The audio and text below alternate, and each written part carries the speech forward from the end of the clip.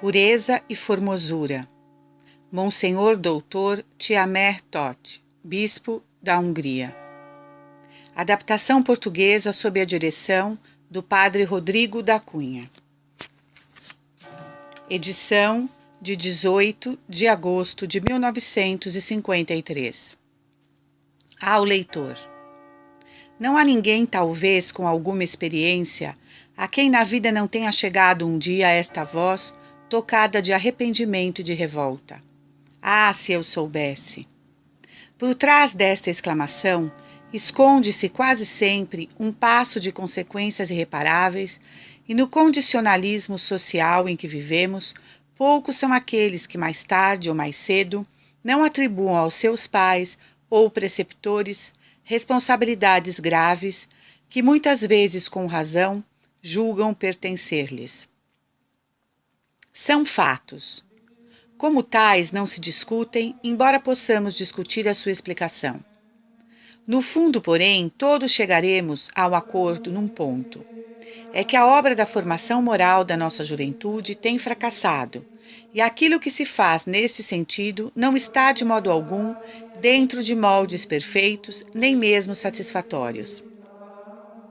O próprio leitor reconhecerá, com certeza, que lhe faltou no momento oportuno a preparação de que precisava ou a pessoa amiga que a pudesse suprir. Logicamente, somos por isso levados a formular esta pergunta. Teremos de resignar-nos passivamente, convencidos de antemão de que se está num campo em que nada se pode fazer? Ou deveremos, pelo contrário, assentar na certeza de que estamos em presença de um problema de enormes proporções e que, como tal, requer um enorme esforço que, infelizmente, até hoje, ainda se não fez dentro de um plano conveniente? Há países que têm tentado a solução, criando cursos apropriados para a formação moral da juventude. É uma tentativa que, se for devidamente orientada, se afigura ser digna de nosso inteiro assentimento. Sabemos até que ponto é ilusório esperar que a instrução só por si opere a transformação moral da sociedade. É certo. Mas também é certo que o problema tem de ser atacado dentro de uma base positiva, como ele realmente se põe, sob pena de a juventude continuar à mercê do acaso quando tem de tomar posição perante um fato da vida que há de todos os títulos mais grave e num ambiente de tal modo cercado de perigos que só por milagre podemos esperar que esse acaso seja feliz. As estatísticas estão por fazer. É difícil, quiçá impossível fazê-las. A boca pequena, porém, toda a gente sabe e fala de uma situação que se afigura ter proporções de catástrofe. E, todavia, somos constrangidos a reconhecer que, nestes casos, o que se vê através da realidade aparente fica muito aquém da realidade dos fatos.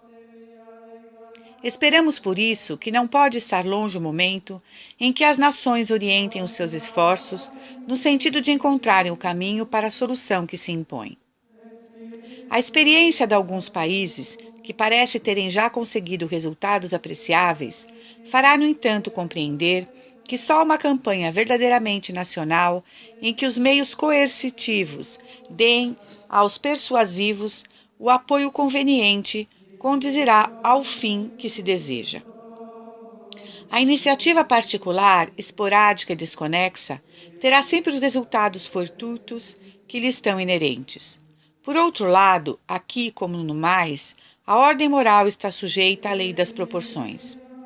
Contra a multiplicidade e a forma organizada do mal, não podemos responder senão com uma multiplicidade maior e com uma organização mais perfeita. Ao apresentarmos ao público este livro, temos o conhecimento relativamente perfeito dos fatos e sabemos, por isso, até que ponto são limitadas as possibilidades da imprensa. A nossa posição não é, por conseguinte, otimista nem pessimista, é objetiva. Depositamos, no entanto, muita fé na inteligência e no coração humano e naquela profunda retidão natural que floresce mesmo nos campos onde não brilha o sol das convicções religiosas e que levou Tertuliano a escrever: a alma é naturalmente cristã. Para aqueles que possuem esta retidão, que sabem distinguir o trigo do joio e não hesitam em ferretear o mal ainda quando ele veste de galas a escória da civilização moderna, o livro ainda vale. A esses estivemos presentes de modo especial durante o nosso trabalho de adaptação. É possível que uma ou outra pessoa, aliás, bem intencionada, se impressione com a clareza posta em certos pontos que é costume cercarem-se de sombras ou meias palavras. Todos os educadores, no entanto, estão hoje de acordo em chamar a atenção para os inconvenientes deste método, que tem, entre outros, o grande perigo de despertar a curiosidade dos adolescentes, deixando-a depois insatisfeita. Sabemos que pureza não quer dizer ignorância, e sabemos que um dia a jovem virá, com certeza, a saber o que hoje se procura ocultar-lhe. Entre duas possibilidades, há de a revelação ser feita por não se sabe quem ou por nós, preferimos a segunda. Esta tese, aliás, está modernamente a ganhar campo cada vez mais seguro, pondo-se apenas certas reservas quanto à ocasião e ao modo que na prática devem preferir-se para melhor se atingir o fim em vista. Dentro desta orientação, o livro não deve ser colocado indiscriminadamente nas mãos de todas as raparigas, mas só nas daquela que os pais e educadores julgarem na idade própria, que será, em regra, por volta dos 15 anos.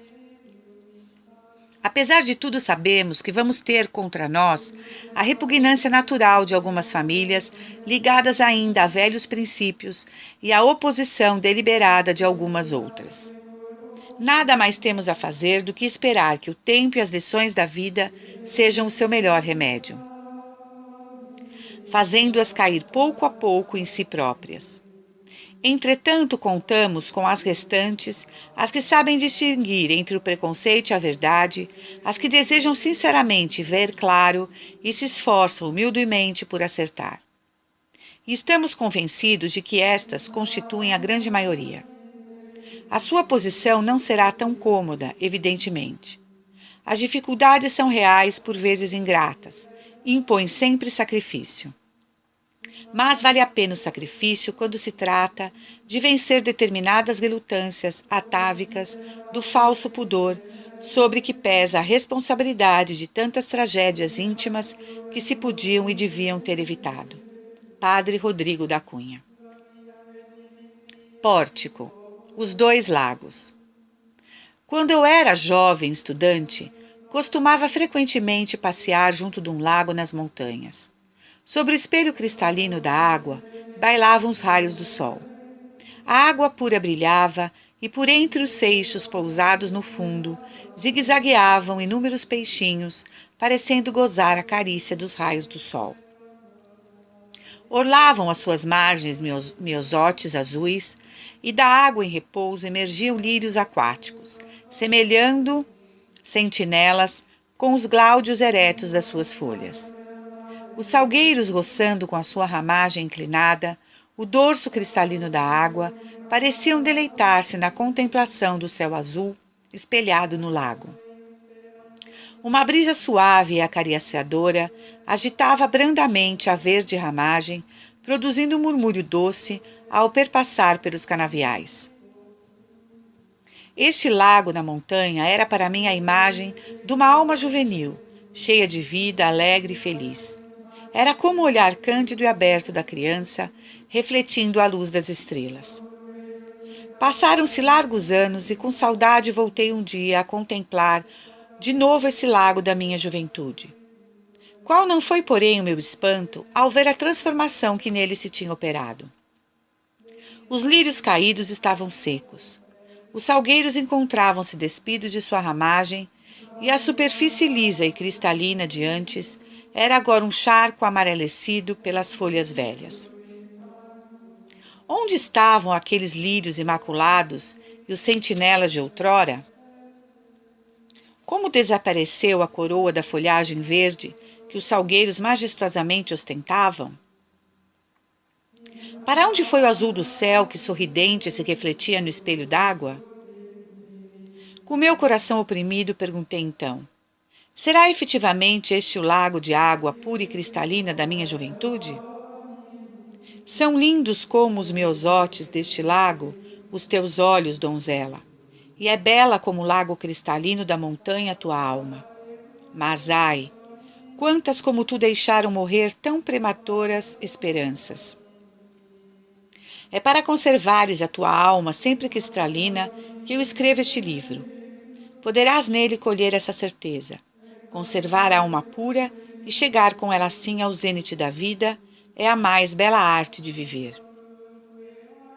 Capítulo 1. Os planos do Criador. Primeiro, o primeiro homem e a primeira mulher. Passados eram já milhares de anos em que a Terra girava vertiginosamente na sua órbita à volta do Sol. Em seu seio refervia ainda a lava incandescente. De tempos a tempos, a sua crosta endurecida fendia-se ruidosamente, mas o seu arrefecimento continuava ainda. Densos bosques verdejavam por toda parte. A primavera cantava já a sinfonia arrebatadora da luz e da cor deslumbrante das flores. Os trinos alegres das avezinhas, levados pela brisa suave, enchiam os espaços da maviosa harmonia. Por toda parte a vida, a força, a energia em ação. Alguma coisa, porém, faltava ainda.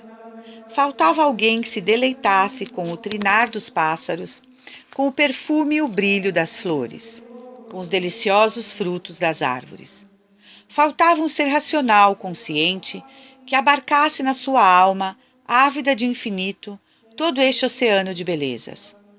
Um ser que, em lugar de constituir uma peça a mais no grande mecanismo da natureza, fosse capaz de sentir e deliciar-se com o gorjeio das aves, o murmúrio dos regatos, o perfume das flores, o sussurro dos bosques, o ciciar da brisa, a majestade das gigantescas montanhas, o zumbido das abelhas, um ser que, das asas da gratidão, e embriagado por tantas belezas criadas, chegasse ao conhecimento do Supremo Artífice. Criou, pois, Deus o homem à sua imagem. A imagem de Deus o criou.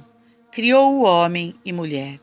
E deu-lhes Deus a sua bênção e disse: Crescei e multiplicai-vos, e enchei a terra, e apossai-vos dela.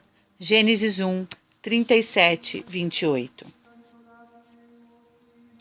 Primeiro, o primeiro homem e a primeira mulher. Deus criou então o primeiro par humano, um homem e uma mulher, cada um com seu sexo. Embora seres acabados, um e outro, foram destinados a completar-se mutuamente para realizarem a obra da geração de novos seres semelhantes a eles. Na união dos dois, realizou o Criador o ideal da humanidade. Cada sexo tem as suas notas características, mas de tal modo que, unidos e complementando-se mutualmente, realizam o conceito adequado do homem. Dotado de atividade criadora, como uma das suas qualidades típicas, o homem é forte na sua vontade, inabalável no seu caráter, firme nas suas resoluções. Sente prazer em se defrontar tenazmente com as 1001 tempestades que se levantam no mar da vida. A mulher, ao contrário, desfaleceria nesta luta feroz tantas vezes. O seu lugar é o doce ninho da família. Com o amor e sacrifício inesgotáveis, cuida do seu lar, dos seus filhos e faz aflorar na alma do marido um sorriso de satisfação quando à noite regressa à casa para descansar após um dia de rude trabalho. É inferior ao homem na força muscular, mas sobreleva-o na perseverança, na paciência e na delicadeza. Criando o homem e a mulher, Deus realizou os mais belos ideais da nossa raça. Os encantos da vida de família, o amor conjugal, o afeto dos filhos e até mesmo a saudade, o amor pátrio, não existiram sem a distinção dos sexos. É necessário, pois, que haja homem e mulher, a força de um e a ternura do outro. É necessário que a energia e a atividade daquele corresponda o amor, a beleza e a profunda sensibilidade desta, complementando-se mutuamente. Foi por isso que Deus pôs ao lado da mulher o primeiro homem, deixando assim constituída, desde o princípio de nossa história, a primeira família. Segundo, os planos do Criador. Outros planos maiores e mais santos teve Deus, no entanto, ao criar o primeiro homem e a primeira mulher.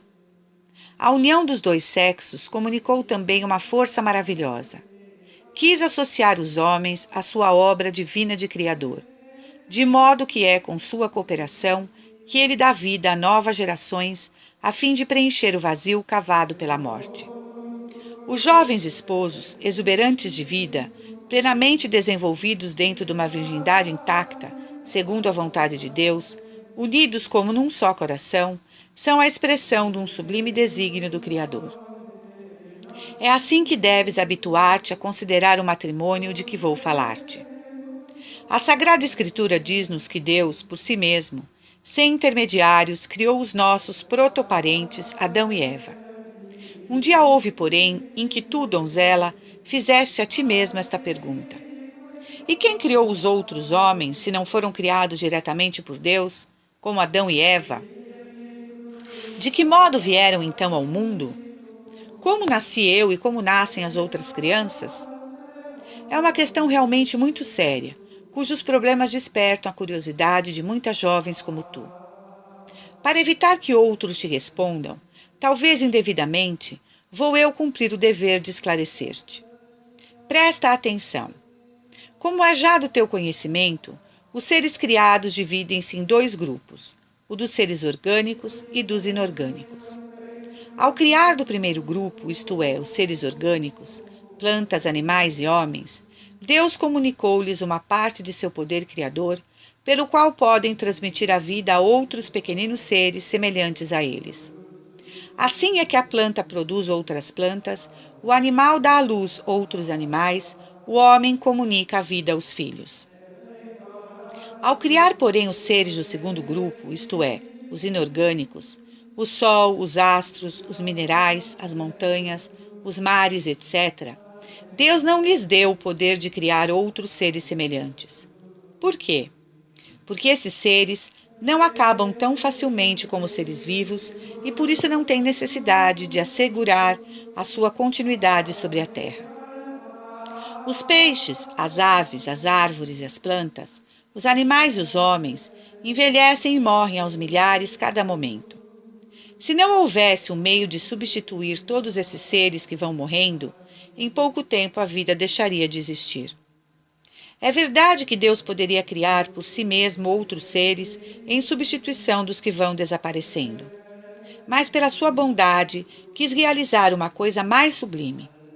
Deu a todos os seres vivos a capacidade de comunicar por si mesmos a vida a novos indivíduos e tão misteriosamente que os maiores sábios do mundo não conseguiriam ainda penetrar neste segredo. Já reparaste alguma vez, cara donzela, nos botõezinhos quase imperceptíveis das árvores? Pois cada um desses botõezinhos é o germe de uma nova flor, de um novo fruto, de uma nova árvore. Aguardam apenas o beijo do sol primaveril para desabrochar e florir. As flores esperam a visita da fresca brisa de maio ou de algum inseto que transporte nas suas asas ou nas suas pequeninas patas o pólen de outras flores e com ele polvilhe os seus pistilos. Nesse momento podemos dizer que duas flores se juntam para criar outras flores. Dá-se assim um fenômeno misterioso.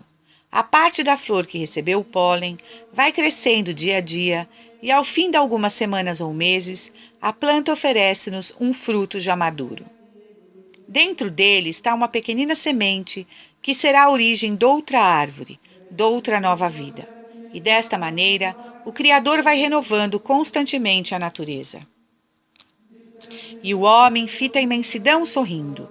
Toda a tarde a levou nesses horários. Sozinho, e tudo vira em bando, aos pares, a rola, a corça, enfim. Mesmo as estrelas surgiam aos casais, rompendo os ares. As roseiras também, e pôs-se a vê-las, sempre abraçadas entre si, trocando beijos e aromas. Que diriam elas? Silêncio. Um rouxinol de quando em quando, o mais vago murmúrio, a cinza, o pó, de vozes mortas que lá vão tombando. Adão se entristeceu, ele era só, e Deus o compreendia. Sim, eu creio, que Deus, a vez primeira, teve dó. Antônio Correia de Oliveira. Terceiro, a origem da vida humana. A conservação da nossa espécie dá-se por um processo análogo. Deus dotou o homem de uma força, em certo modo criadora, uma força misteriosa, uma capacidade quase divina de comunicar a vida, de chamar outros homens à existência. Há efetivamente no homem e na mulher pequenas sementes de cuja união resulta um novo ser vivo, um novo homem. Esta força criadora, esta semente de vida, esses pequeninos germes, jazem adormecidos na criança, como os botõezinhos na árvore durante o inverno. Em chegando a primavera da vida, o menino faz-se homem e a menina torna-se mulher. Cintila o sol da juventude. O jovem sente-se atraído para a donzela. Enamoram-se, realizam seu casamento e no santuário da família unem-se inseparavelmente na alma e no corpo. Esta união tão real e tão completa, este amor entre os esposos, não só os enche de gozo, mas eleva a mulher à dignidade de mãe. O pequenino embrião começa a viver, a crescer, a desenvolver-se, e quando passados 9 meses, tem força suficiente para sair do invólucro que o guarda, o fruto cai da árvore. E dizemos então, nasceu um menino. Este novo ser não é o pai nem a mãe em miniatura, mas um resumo dos dois.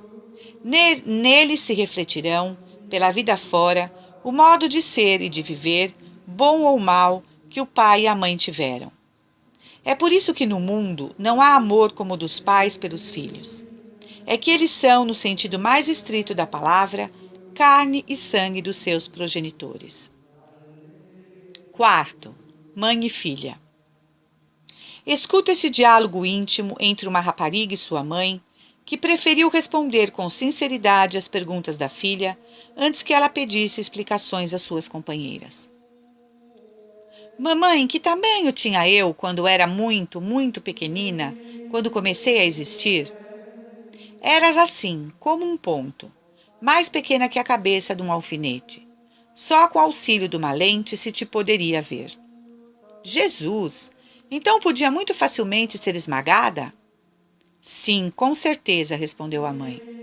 Todo ser vivo e, portanto, nós também, a princípio éramos pequeninos como pontos, como pequeninos grãos, que era preciso esconder muito bem como a semente debaixo da terra, para assim resguardarmos, podermos crescer. Deus, que é tão bom, velou por ti para que nada te acontecesse, enquanto eras assim pequenina. Preparou para ti um lugar escondido dentro de mim, pertinho do meu coração. Nesse lugar quentinho e macio, como um ninho, tu começaste a crescer. E eu podia comer e respirar dentro de ti, mamãe? Fazia-o eu no teu lugar. Alimentava-me bem para ser mais forte e dar-te força a ti. O que eu comia transformava-se em sangue, e o meu sangue era o teu alimento. Mas tu sabias, mamãe, que eu estava neste lugar assim escondida? Sabia muito bem, meu amorzinho.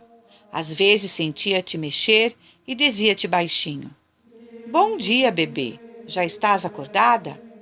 A tua mãezinha também já acordou e pensa muito em ti. Vai crescendo e fortifica-te, para que quando tiveres força suficiente, possas sair deste lugar e eu possa ver-te com os meus olhos e com grande alegria. Estás a olhar tão admirada que até parece a primeira vez que ouves falar assim. Afinal, já o sabias com certeza, mas não o compreendias. Não vês que ao rezar a Ave Maria todos os dias dizemos: E bendito é o fruto do vosso ventre, Jesus? Assim como uma maçã é fruto da macieira, assim tu também, meu amor, és fruto da tua mamãe. Mas como tu vales muito mais que todas as maçãs do mundo, nosso Senhor teve muito mais cuidado contigo e por isso deu-te um lugar escondido dentro de mim, onde estivestes antes de apareceres ao mundo. E quanto tempo estive dentro de ti, mamãe? 9 meses. Também já o sabias. Queres ver? Sabes que um anjo do céu veio dizer a Nossa Senhora que ela ia ser mãe do menino Jesus. Sabes quando é a festa da Anunciação do Anjo a Nossa Senhora? É no dia 25 de março. E quando festejamos o nascimento do menino Jesus? É em 25 de dezembro, não é? Ora, de 25 de março a 25 de dezembro são 9 meses. Durante esse tempo eu rezava muito por ti, para que fosses uma menina com saúde, muito boa e amiga de Nosso Senhor.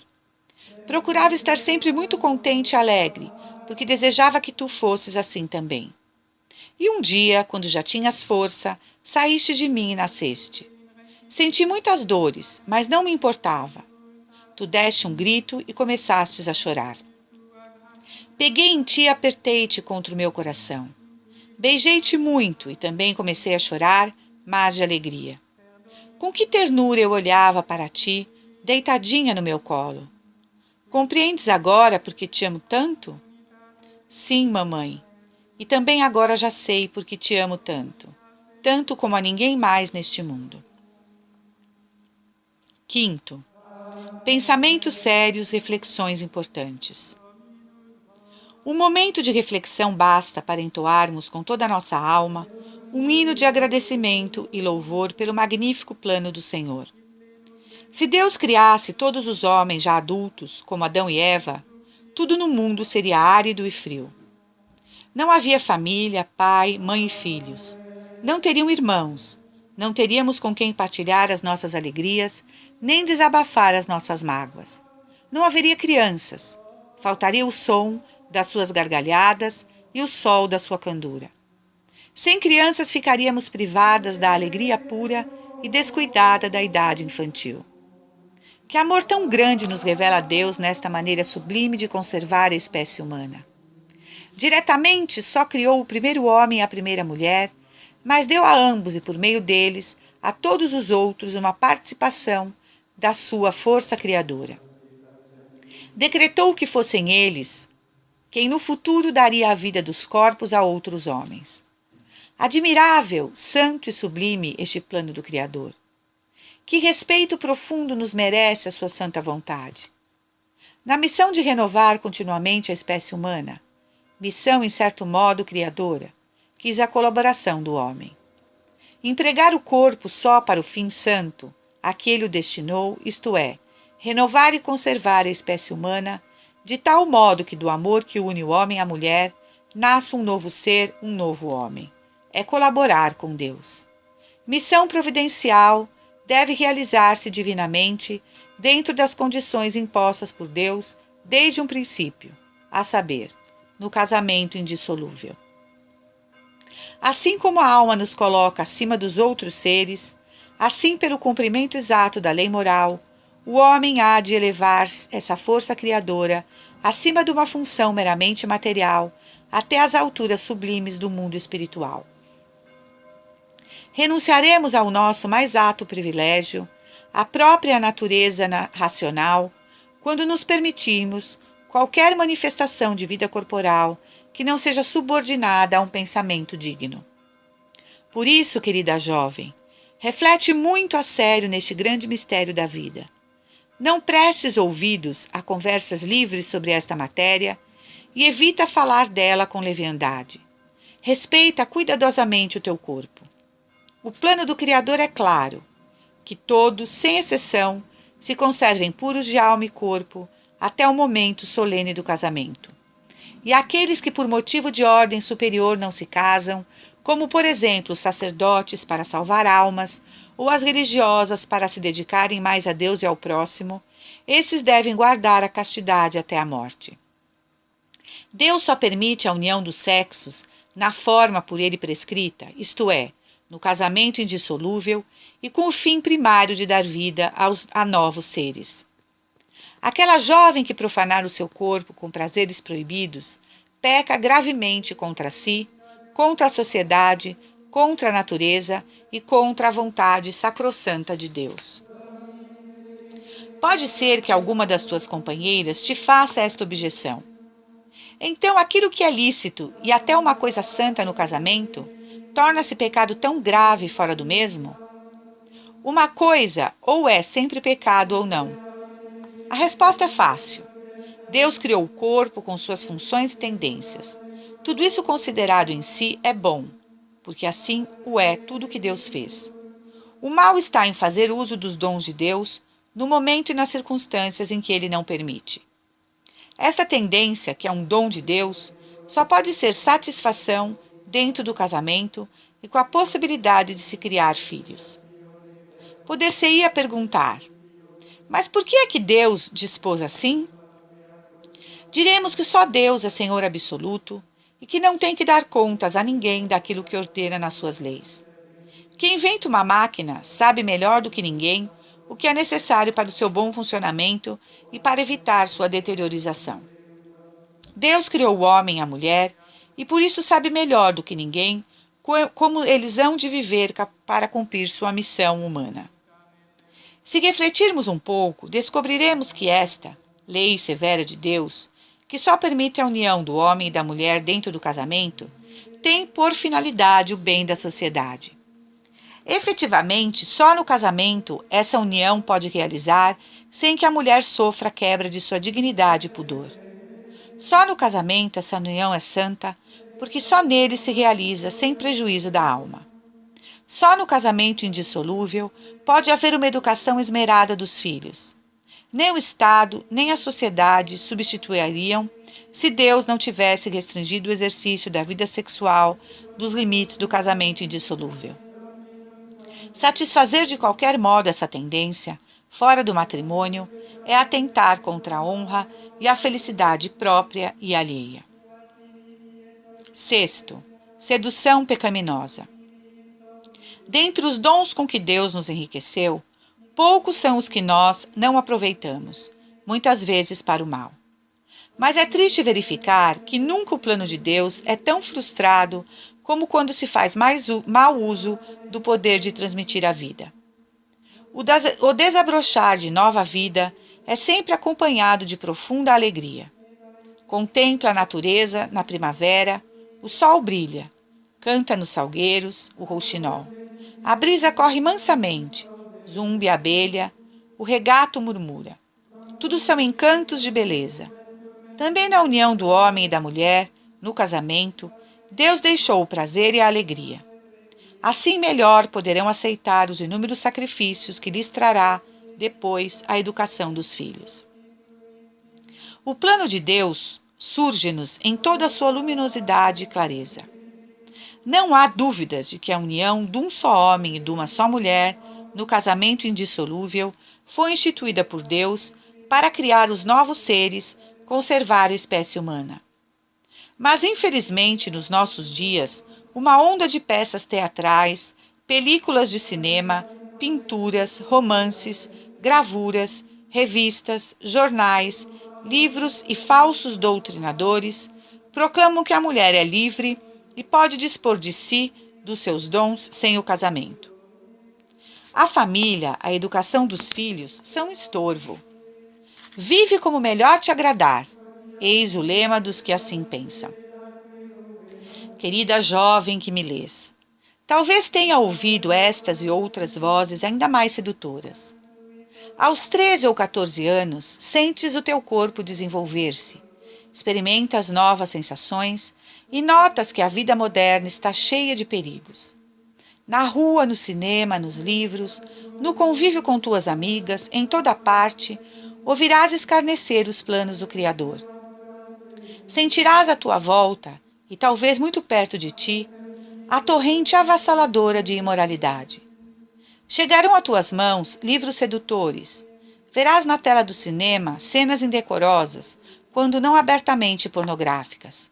Terás até entre suas amigas alguma de moral pouco segura. Mas, quantas delas ainda tão novinhas, nos anos da sua vida colegial, aprendem coisas impróprias para a sua idade? Quantas perderam já talvez o véu da sua candura e inocência? Quem sabe mesmo se não terás ouvido perto de ti algumas amigas que com suas conversas livres profanam a fonte da vida. Amigas que talvez já estejam corroídas deste mal terrível da nossa época e que talvez com uma leviandade sem nome desprezam o dom mais sublime com que Deus nos prendeu. 7º, Mistério Santo. Quão dignas de lástima são tais amigas, já tu o sabes. Se conhecesse bem o seu dever sagrado, o fim para que Deus lhe deu certas tendências e aptidões, não falariam desta maneira. Que sentimentos inferiores, que espírito tão degradante não revelam essas tuas companheiras que se entretêm com palavras ou atos que rebaixam tanto uma das qualidades mais nobres e santas com que foram dotadas por Deus. Ignorais, porventura, que os vossos corpos são templos do Espírito Santo que habita em vós? Pergunta o apóstolo São Paulo numa de suas cartas. Pois bem, assim como numa igreja tudo é santo, assim também no templo do nosso corpo tudo é santo, porque tudo é obra de Deus. Quanto maior for a tua emoção e mais profundo o teu respeito ao pensares nessa força misteriosa que sentes em ti, dos 13 aos 15 anos, quanto mais convencida estiveres de que no teu corpo guardas, por vontade do Criador, a vida, a felicidade de gerações inteiras e o futuro da tua pátria, tanto maior deve ser o teu cuidado em evitares tudo quanto possa enfraquecê-la ou arruiná-la. Na natureza inteira, a origem da vida é um mistério. Mistério assombroso e sagrado. A crisálida, para ser borboleta, fica encerrada no casulo, oculta dos olhos de todos. E quem há que já visse como germina um grãozinho de trigo? É lançado à terra e aí fica, até que surge transformado numa nova vida. Quem alguma vez pôde ver a cristalização da violacea, ametista e do rubi sanguíneo, no silêncio recôndito do seio misterioso da rocha? O princípio, o nascimento, o brotar da vida fica oculto sob o véu do mistério. Debalde buscaremos a origem da vida. O investigador mais sábio e erudito, no final de seu caminho, sente que atingiu apenas os umbrais de um santuário impenetrável. Se tenta mais um passo, tem de inclinar-se reverente perante o nome de Deus e parar. Mas esse segredo sublime que os sábios não conseguem desvendar é muitas vezes, entre algumas raparigas, objeto das conversas mais indignas. Tu já sabes que destino grandioso te reserva o futuro. No dia em que, segundo a lei de Deus, realizares o teu casamento, chamarás à existência novos seres humanos, estará destinada a ser mãe. Mas como canta o poeta? Mãe é palavra de mel, mãe é venturosa estrela. Não há nome como ele, nem esperança como ela. Sentes a enorme responsabilidade que pesa sobre ti e o dever que tens de conservar intacta as forças do teu corpo até chegar esse momento solene? Sabes que se não fores pura e modesta, destruirás a tua dignidade? Toda jovem que não soube ser pura e casta antes do casamento, dificilmente o será depois. A sorte de muitas gerações futuras depende totalmente do cumprimento da lei do Senhor nos anos da juventude. As raízes da árvore escondem-se nas entranhas da terra e daí sobe ao tronco e aos ramos a seiva que os vivifica. Se os expomos ao sol, a árvore seca e morre. O processo do desenvolvimento do teu corpo há de realizar-se também num silêncio de mistério, num ambiente sagrado de sólida e sincera piedade, longe de olhares curiosos e de pensamentos indiscretos. Com as tuas companheiras nunca deves falar levianamente ou por curiosidade deste assunto, porque a curiosidade humana não deve trazer à luz do sol o que a sabedoria de Deus quis ocultar.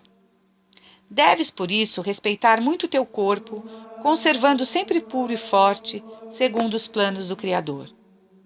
Lembra-te de que nos anos da tua juventude não edificas ou desmoronas somente o edifício do teu corpo, da tua alma, mas também o da tua família futura e o da felicidade dos teus filhos. Não preste ouvidos à sedução, seja qual for a forma atraente, literária ou artística, sob que se te apresente. Infeliz daquela que correr atrás dos fogos fatos que se levantam dos charcos imundos, morrerá atascada no lodaçal. O desenvolvimento dessa misteriosa semente que encerras dentro de ti terá boa ou má fortuna, segundo a tua conduta de agora, segundo o teu recato e pureza. Dela depende que mais tarde sejas a bênção ou a desgraça do lar que fundares. Não esqueças que um grande número de crianças neurastênicas, raquíticas, cegas de nascença, paralíticas, criminosas e até loucas, são vítimas inocentes dos pecados e excessos que os pais cometeram na juventude. A boa vontade, os nobres sentimentos que agora te animam, vão ser submetidos talvez a duras provas e tentações. Livros, gravuras, cinemas, cartazes, postais ilustrados, revistas humorísticas, fados, canções, hão de precipitar-se em tropel sobre ti, gritando aos teus ouvidos: não sejas bicho do buraco, atrasada, beata. A rapariga moderna deve saber tudo, deve gozar a vida em cheio. Na sociedade moderna, tão revolucionária e irrequieta, só ouvirás dizer: o amor e o prazer são o único objetivo da vida. No meio deste ruído e desta barra funda, ficarás aturdida com o coração oprimido, sem saber que fazer, que norma seguir. Encontrar-te-ás então numa encruzilhada, decisiva para a tua vida. Terás diante de ti esta questão grave a resolver. Para onde e por onde seguir?